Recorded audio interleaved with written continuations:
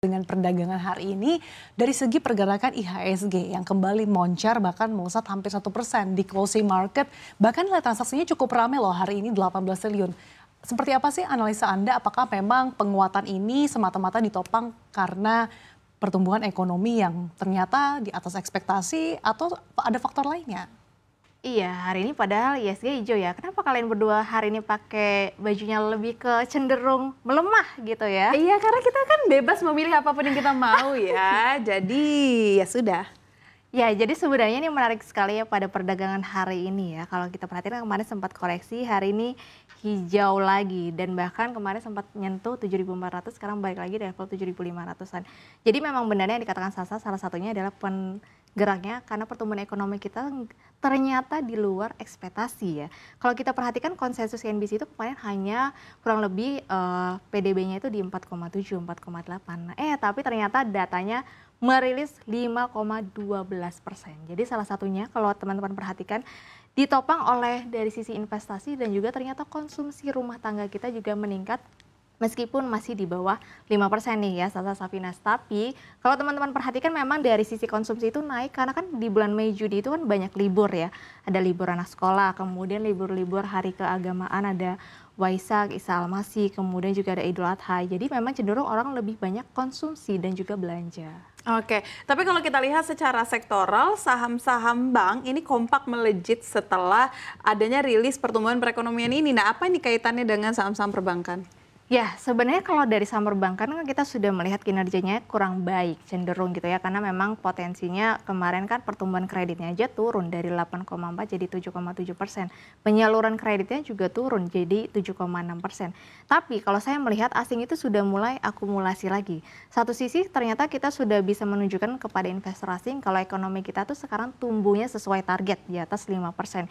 Jadi kemarin ketika saham-saham perbankan itu turun, valuasinya makin murah, siapa yang istilahnya tidak tertarik, akhirnya investor asing yang mulai balik lagi, atau yang tadinya berada di saham-saham konglomerat yang sekarang sudah overvalue, yang mungkin juga sudah tidak ada tanda-tanda ekspansi lagi, akhirnya memilih saham yang murah, salah satunya adalah perbankan.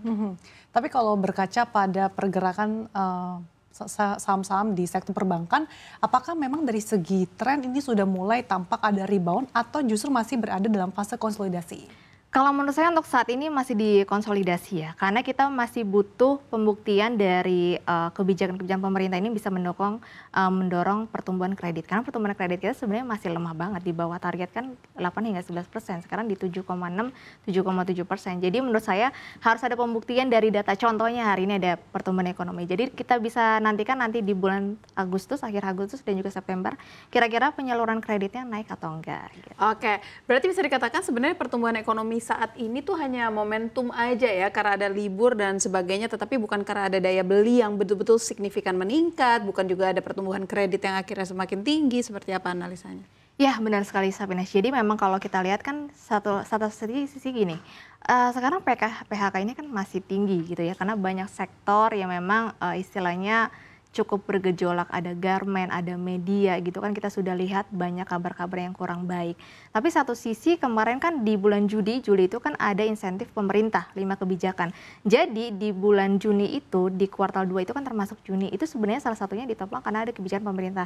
Ditambah lagi tadi ya ada libur panjang gitu ya, salah satunya memang didorong itu. Jadi menurut saya sebenarnya memang kenaikannya karena momentum saja.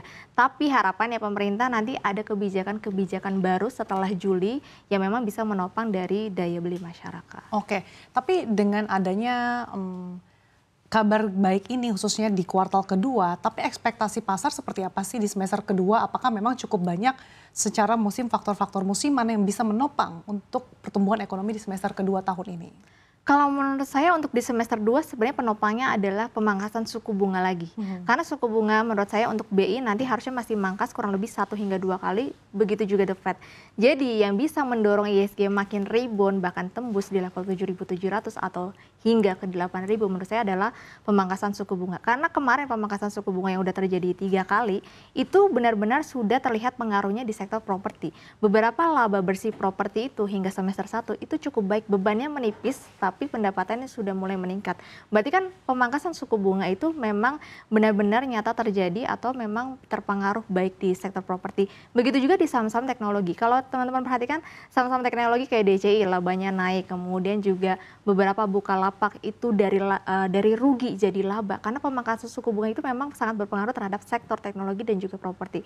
Nah, harapannya tinggal ngaruh ke sektor perbankan yaitu dari sisi penyaluran kredit. Oke, tapi kalau berbicara tentang pemangkasan suku bunga The Fed, Jerome Powell sempat menyebutkan bahwa sebenarnya belum ada tanda-tanda atau indikasi The Fed akan melakukan pemangkasan suku bunga di bulan September, dan ini terlepas dari bagaimana arah kebijakan dari BI. Apakah The Fed yang masih belum jelas terhadap kebijakannya di bulan September sedikit banyak bisa mempengaruhi IHSG nantinya? Ya, tapi sebenarnya kalau kabar terbaru kalau Syafinas perhatikan kan ada data yang semalam baru saja rilis, itu ada tenaga kerja non-farm payroll. Nah, itu datanya tuh lemah. Nah, kemarin jadi kalau kita perhatikan ini bisa menjadi pertimbangan lagi gitu, apalagi kalau kita lihat tarif sekarang sudah mulai diberlakukan 1 Agustus. Jadi menurut saya harusnya ada potensi pemangkasan suku bunga yang cukup besar di bulan September. Tapi kita tinggal tunggu data-data update-nya lagi nanti. Tapi kalau ada peluang pemangkasan suku bunga yang cukup besar oleh The Fed di bulan September, tapi kan kalau kita lihat dari segi tarif yang akan diterapkan oleh Trump ini kan baru mulai berlaku Agustus, otomatis akan mulai tercermin di semester kedua. Tapi bagaimana nanti dampaknya bagi inflasi, kemudian dari segi job market di Amerika Serikat yang tentunya ini akan mempengaruhi keputusan The Fed? Pastinya kalau untuk Amerika Serikat itu adalah sebuah kabar baik, karena kan ya memang kenaikan tarif itu untuk menguntungkan Amerika Serikat, meskipun tidak untuk negara lain yang memang terkena imbasan dari kenaikan tarif. Jadi menurut saya harusnya semester 2 Amerika Serikat itu sudah mulai mengurangi defisit, kan selama ini kan defisit terus ya, makanya kenapa tarifnya akhirnya dinaikin. Menurut saya semester 2 harusnya sudah mulai mengurangi defisit, kemudian inflasinya harusnya sudah bisa lebih baik lagi gitu ya dibandingkan sebelum-sebelumnya. Dan akhirnya kalau kita lihat harusnya The Fed sudah mulai memangkas suku bunga. Karena kan sebenarnya pemangkasan suku bunga belum terjadi ya karena memang salah satu gejolak ekonomi. Sekarang kan sudah jelas nih step-stepnya. Jadi harusnya menurut saya The Fed bisa memberikan kelonggaran untuk memangkas setidaknya 1 kali atau 2 kali hingga akhir tahun. Oke, lantas bagaimana dengan rupiah, Susi? Karena tampaknya rupiah tidak bergerak kemana-mana, harian ataupun secara mingguan juga koreksi atau apresiasinya sebenarnya masih ada di level yang sama. Iya, memang sayangnya rupiah ini nggak sejalan ya dengan pergerakan IHSG dan juga rupiah. Kalau kita lihat memang rupiah ini agak sulit karena satu sisi kemarin indeks dolar itu naik berhari-hari gitu ya. Seminggu itu naikannya itu luar biasa, terutama di pekan kemarin bahkan sempat menyentuh level 100 lagi. Ya satu sisi tadi yang sempat saya sebutkan bahwa tarif tersebut nantinya akan berefek baik. Jadi kalau misalkan Amerika Serikat ini udah nggak defisit lagi, surplus, ya tentu saja indeks dolar ya yang diuntungkan dong. Makanya kalau kita lihat investor akhirnya banyak yang mulai mencari dolar lagi ya, akhirnya rupiah mulai baik.